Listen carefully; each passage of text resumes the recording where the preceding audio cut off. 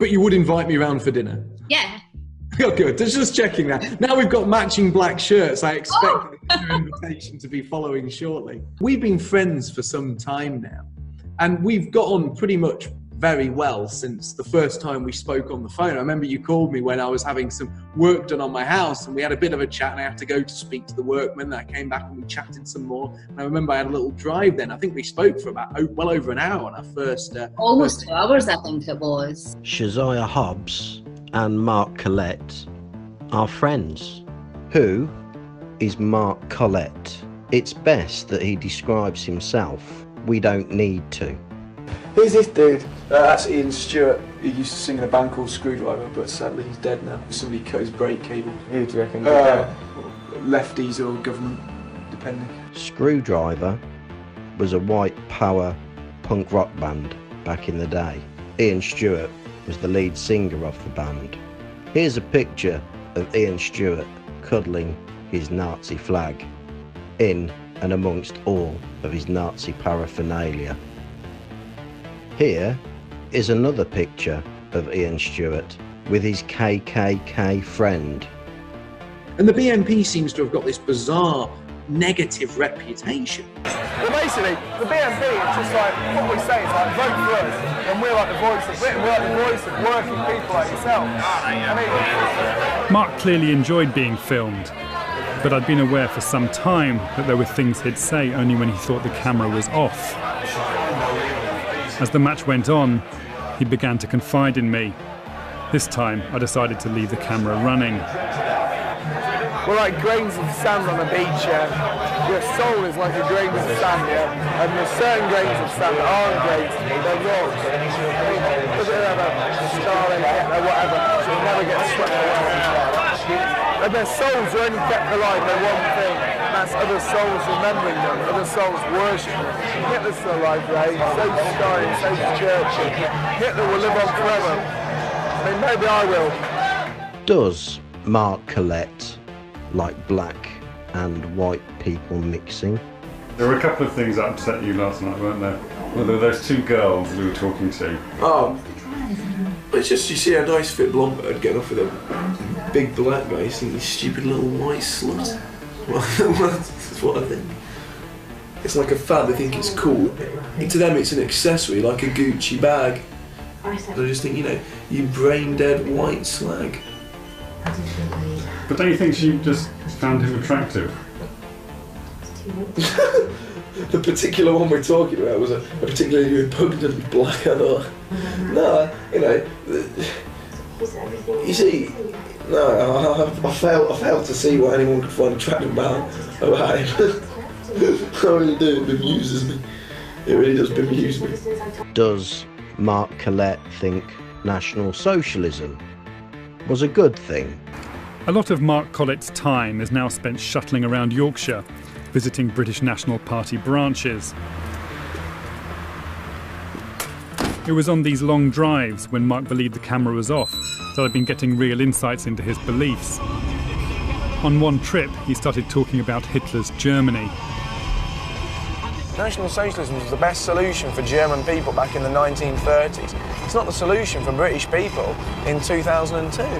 When people say, do you take any inspiration from that? I mean, I honestly can't understand how a man, who's seen the inner city hell of Britain today, can't look back on that era with a certain nostalgia and think, yeah, those people marching through the streets and all those happy people out in the streets, you know, saluting and everything was a bad thing. Now, I actually can't see how anyone can look round on this on this nightmarish society in places like Bradford, Birmingham, and think, you know, Germany in the 1930s was worse than that, because it wasn't, was it?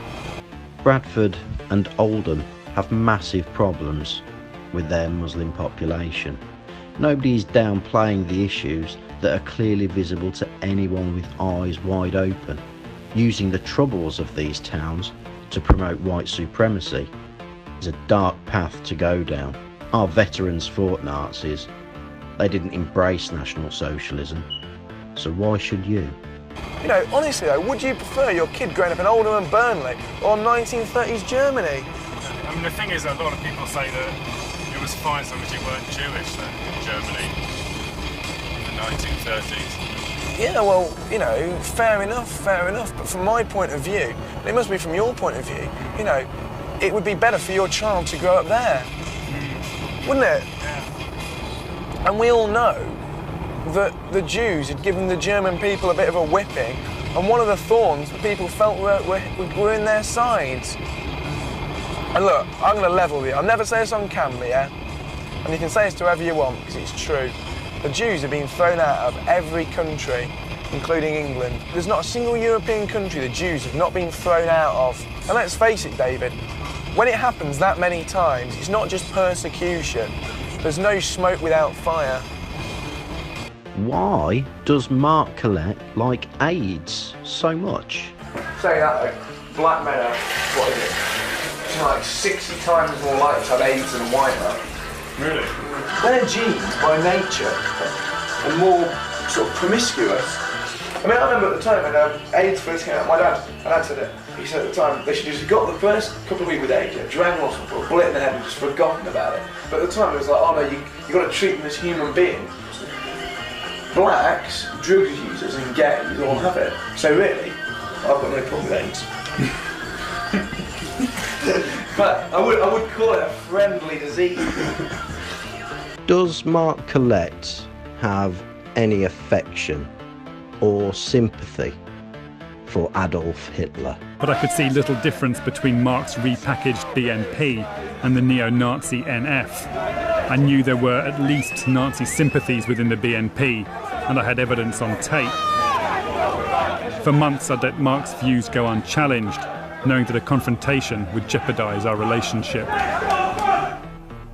So I went back to see him for what would be our last encounter. I don't really have any affection for Hitler at all. I mean, you can say I do. There's no Nazi paraphernalia around my house. It's not to do with Nazi paraphernalia around your house. It's to do with the things you've said to me. Well, you know, you can say that I've said things and I can deny them, but which I'm sure we can go into. But I have no great affection for Hitler or the Third Reich. You have told me that Hitler's Germany, 1930s Germany, was a better place to bring up children than Oldham is in 2002. You've told me that you can't understand how, when people look at the Nazis marching and saluting in the street, they can fail to be inspired and feel a sense of nostalgia for that. And that National Socialism would be the best solution for Germany in the 30s. When did I say these things? Have you got any evidence of me saying these things? You said these things to me in your car on a trip to Bradford. Did I say these things? Where's your evidence of saying these things? Mark, don't...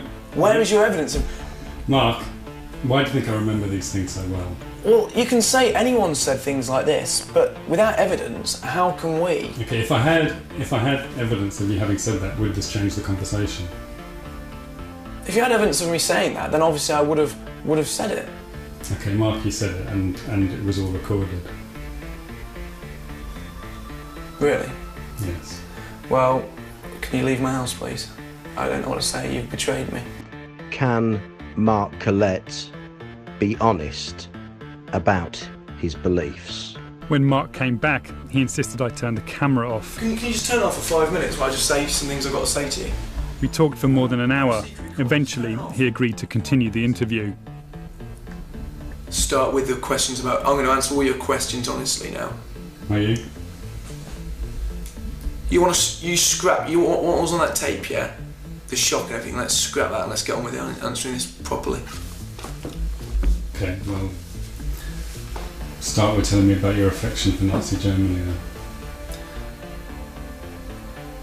You're referring to what I said in the car. I'm not a Nazi. But if you want to call me a Nazi sympathiser, you can. You said the things I said to you then disgusted you. And you quoted me as saying, I'd rather have lived in the 1930s than I would in Oldham. Yeah, that might disgust some people. You go to Oldham. Mark. You go to a place... There are millions of people being exterminated in Oldham. White people in Oldham are being... There are not millions of people being exterminated in Oldham. Look. We, or people like me, or young people, or the people you saw with tattoos on, or the people you saw with wacky shirts on, they feel an affinity for something because they feel totally betrayed, and they feel that white people are being sold out today. And the only person they're told in the history books that ever stuck up for white people was Hitler. We've been together since February. Okay, I'm Jewish by racial descent. The answer to whether or not I'd rather have my children growing up in Germany in the 1930s is that my children would have been killed in Germany in the 1930s. Well, I had an inkling that you were a Jew, but you told me that you weren't, so I trusted you. Well, you know, by Jewish law I'm not, but by racial descent I am. Well, you know, you've also said that you and I look very alike. I'm not Jewish. No, but do you not see the irony there? I mean, my skin is as white as yours. You've seen me all this time as white person, now do you see me as not white?